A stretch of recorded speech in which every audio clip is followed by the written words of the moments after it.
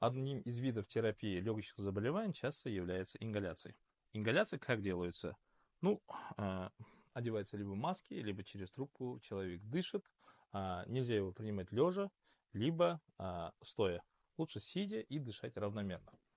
Ингаляция действует на все поля легких, но если вы будете дышать через маску, будет действовать только на эти отделы. А если будете через трубку дышать и вдыхать в себя полностью, конечно, она покроет все бронхи. Я хотел бы сказать, какие виды ингаляции можно делать, какие нельзя. Часто слышу, что заливают в стаканчик для ингалятора лазолван, сиропы. Это категорически нельзя. Можете вызвать другие инфекции. Туда только заливать лекарства, которые предназначены только для ингаляции. Не другие еще какие-то травы, разные смеси туда добавлять не надо, так как можете получить большое отравление, либо аллергический шок, бронхоспазм, что может привести даже к летальному исходу.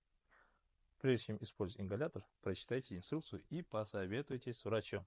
Ингаляция очень нужная, классная вещь, но в неправильных руках оно, конечно, опасная вещь.